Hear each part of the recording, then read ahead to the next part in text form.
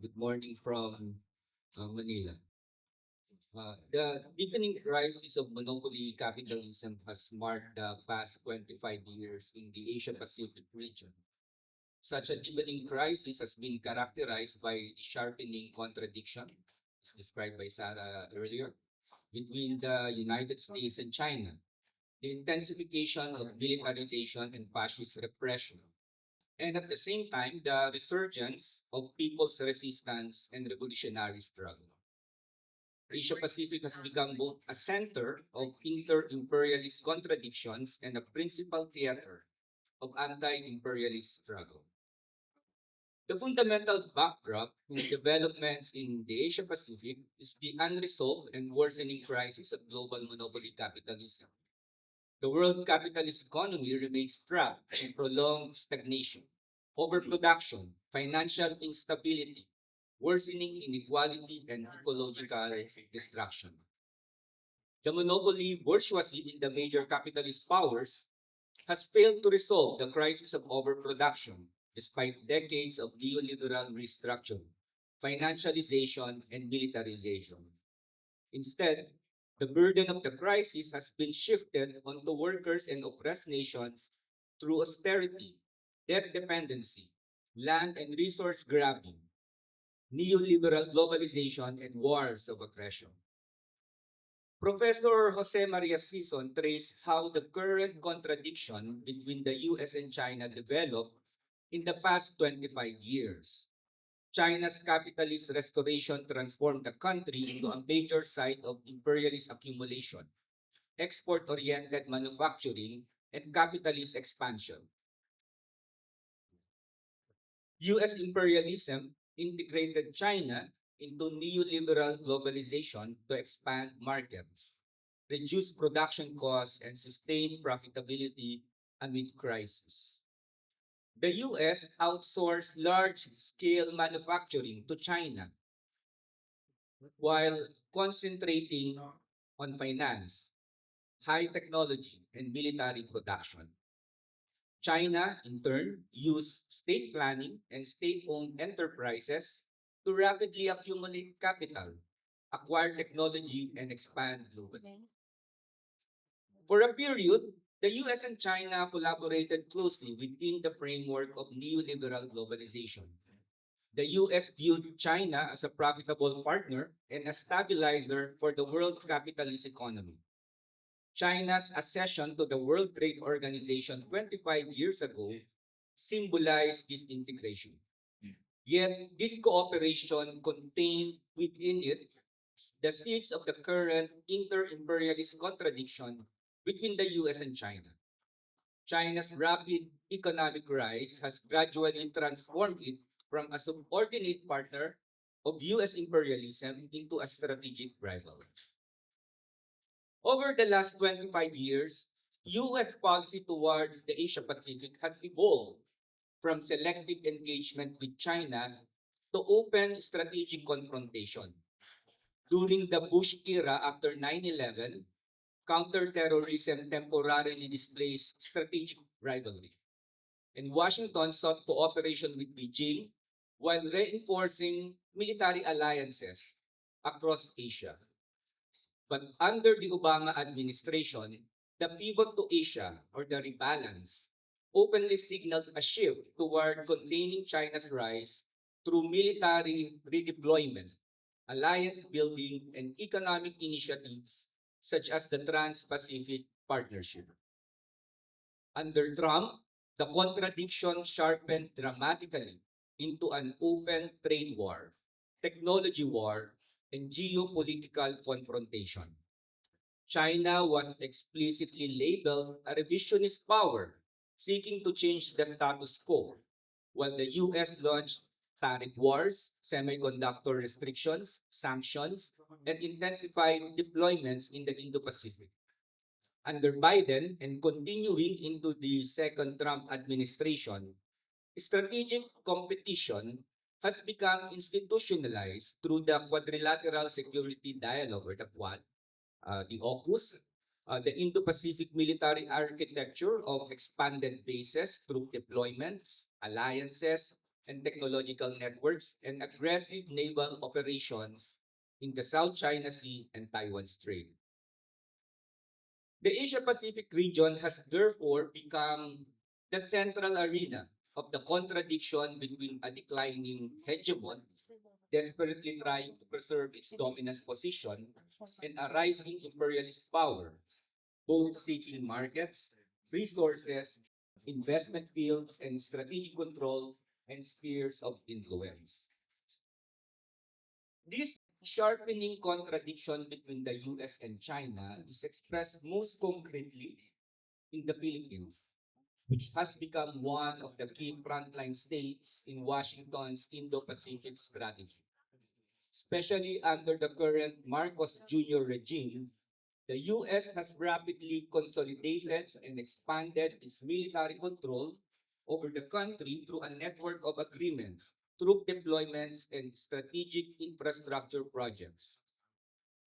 The 1951 Philippine-US Mutual Defense Treaty, or the MDT, which this year is now 75 years old, has been aggressively operationalized through the 1998 Visiting Forces Agreement, or the VFA, and the 2014 Enhanced Defense Cooperation Agreement, or the EDCA, to transform the Philippines into a major platform in Asia Pacific for US power projection against China.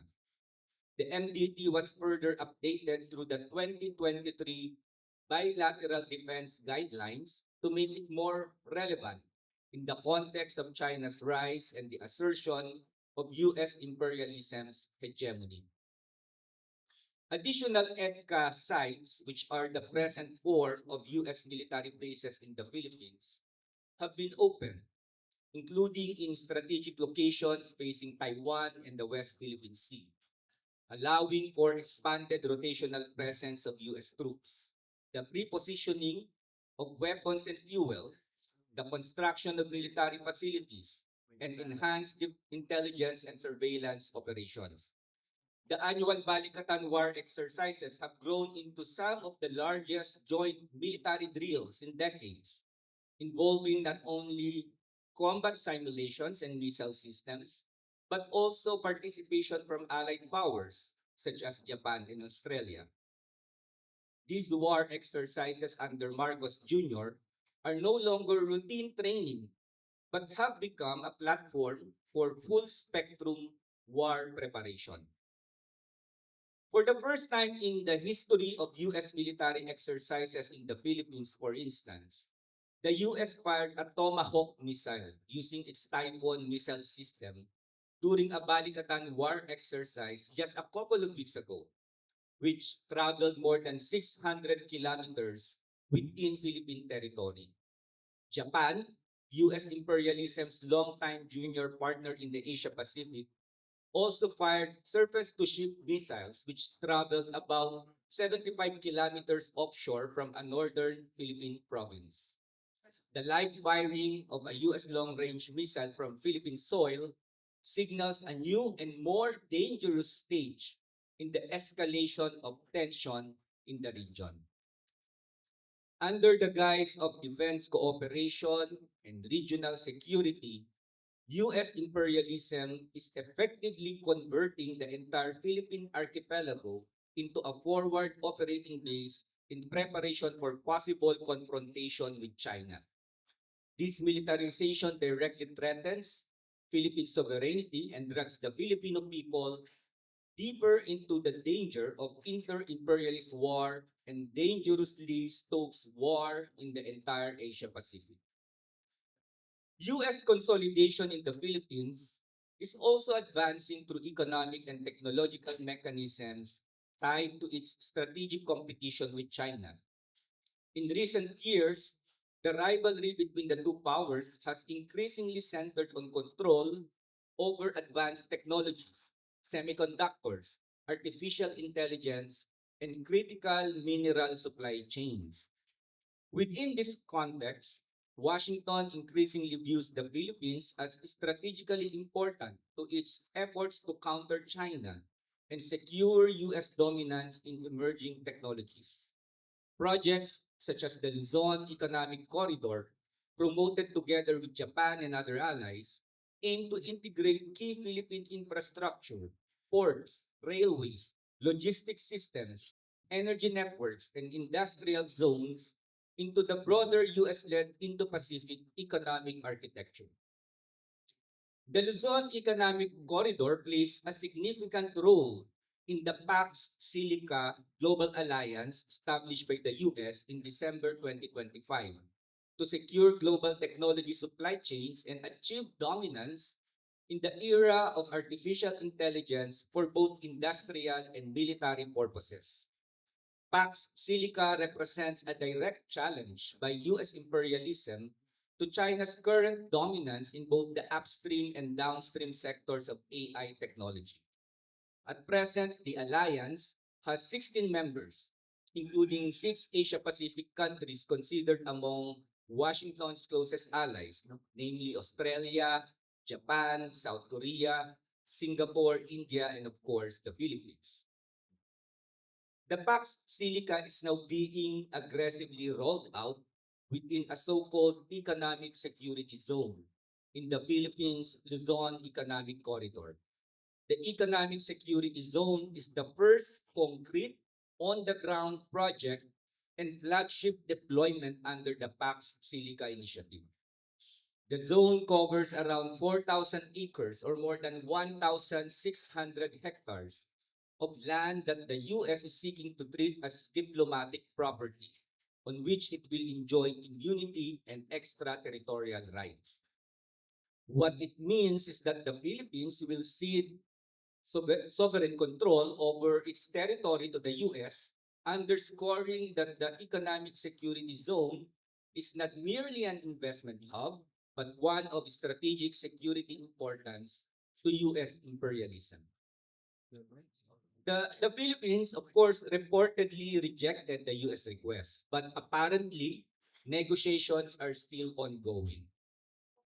But regardless, the fact remains that a massive size of Philippine lands will be used for US imperialism's war production, deepen foreign corporate control over strategic sectors of the Philippine economy, intensify the plunder of our natural resources, displace our communities, and further lock the country into a dependent and comprador economic structure.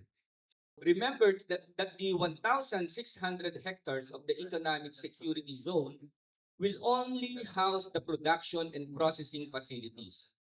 However, the raw materials, namely the critical minerals, will be sourced, no, will be mined from tens of thousands of hectares more throughout the Philippines. Earlier this year, the US signed a bilateral critical minerals deal with the Philippines to secure its technology supply chain. The US has signed such bilateral deals with 22 countries worldwide, 8 of which are in the Asia Pacific region, including the Philippines. So therefore, both militarily and economically, the Philippines and the rest of the Asia Pacific have become crucial nodes in the US campaign to preserve its global imperialist hegemony amid its escalating rivalry with China. China has emerged as a major imperialist power pursuing its own expansionist agenda. China's aggressive claims in the West Philippine Sea, militarization of artificial islands, economic penetration, debt diplomacy, and exploitation of resources represent concrete forms of imperialist encroachment. Its Belt and Road Initiative, while presented as development cooperation, often reinforces bureaucrat capitalism, including massive corruption, debt burdens, and strategic leverage over weaker countries. The peoples of the Asia Pacific therefore confront the dual danger of continued US hegemony and rising Chinese imperialism. The contradiction between these two powers intensifies militarization throughout the region. The South China Sea has become a major flashpoint. Taiwan remains a potential trigger for war. Military spending across Asia Pacific has surged, while fascist and authoritarian tendencies grow under the pretext of national security. The danger is that the Philippines and the broader Asia Pacific region may become battlegrounds for a direct or proxy conflict between rival imperialist powers. As Professor Season warned, countries and peoples in the Asia Pacific are in the direct line of fire should armed conflict between the US and China erupt. The region is increasingly saturated with military exercises, missile systems, naval patrols, intelligence operations, and strategic encirclement. In the Philippines, successive regimes have exploited the US-China contradiction for their own comprador interests while sacrificing national sovereignty. Duterte, who is now in ICC, our previous president, maneuvered between Washington and Beijing while deepening ties with both. The current regime under Marcos Jr., meanwhile, has aligned more openly with the US, granting expanded access to military bases through the EDCA and supporting US strategic positioning against China. The ILPS Philippines rejects both the pro-US and pro-China camps within sections of the Philippine ruling elite and calls for an independent foreign policy. The growth of authoritarianism across the Asia Pacific reflects the intensifying contradictions and deepening crisis of imperialism. Fascist and proto-fascist regimes have emerged in India, in the Philippines, and in other countries where ruling classes increasingly rely on repression to contain mass discontent. Anti-terror laws, surveillance systems, red tagging, militarization, and attack on democratic rights have proliferated. At the same time, we recognize that inter-imperialist contradictions create not just dangers but also opportunities for the peoples. Historically, rivalries among imperialists have weakened the global system of domination and created openings for anti-imperialist struggles, national liberation movements, and socialist forces. The past 25 years have witnessed growing resistance in all its forms throughout the Asia Pacific and the world. Workers, peasants, indigenous peoples, youth, women, migrants, and oppressed nations have launched struggles against neoliberalism, fascism, environmental destruction, militarization, and imperialist domination. Mass uprisings erupted in Indonesia, India, Sri Lanka, Nepal, Myanmar, South Korea, and the Philippines. General strikes, peasant mobilizations, anti-war protests, and anti-fascist movements have spread throughout the region. Armed resistance against US-backed reactionary rule and for national liberation persists despite severe repression. Solidarity protests and movements continue to expand, including mobilization against the US-Israeli war of aggression, against Iran, and the Zionist genocide in Gaza, backed by US imperialism. We must note how the Palestine Solidarity Movement has become one of the defining anti-imperialist mobilizations of recent years. Millions across Asia Pacific and globally have denounced the US-backed Zionist genocide. This movement demonstrates the growing internationalization of people's struggles. Professor Season characterized our period today as a transition toward the resurgence of the world proletarian revolution. Despite the defeats suffered after capitalist restoration in China and the collapse of the Soviet Union, the fundamental contradictions of capitalism have intensified. The neoliberal order failed to deliver stability and prosperity. Instead, it produced greater inequality, ecological catastrophe, fascism, and endless war. As Professor Season said, the strategic task today is to build the broadest anti-imperialist united front while maintaining proletarian leadership and revolutionary orientation. The peoples of the Asia Pacific must reject alignment with either US or Chinese imperialism. The struggle is not to choose between rival empires, but to fight for genuine national liberation, democracy, social justice, and socialism. For the ILPS Philippines, the essential perspective is clear. Imperialism remains the fundamental enemy of the peoples. US imperialism continues to be the principal aggressor globally, while Chinese imperialism emerges as a rising rival seeking its own sphere of dominance. The sharpening contradiction between them heightens the risk of war and fascism, including in our region. Yet, these same contradictions also create conditions conducive to strengthening a broad global movement against imperialism. Asia Pacific as the primary front in this historic period of intensifying inter-imperialist contradictions, the region will be a decisive battleground in the global people's struggle against imperialism. Asia Pacific contains both rapidly expanding imperialist ambitions and at the same time some of the world's most militant people's movements. The future, our future, will depend not on the maneuvers of rival powers alone, but on the capacity of the oppressed and exploited peoples to organize independently and wage sustained struggle.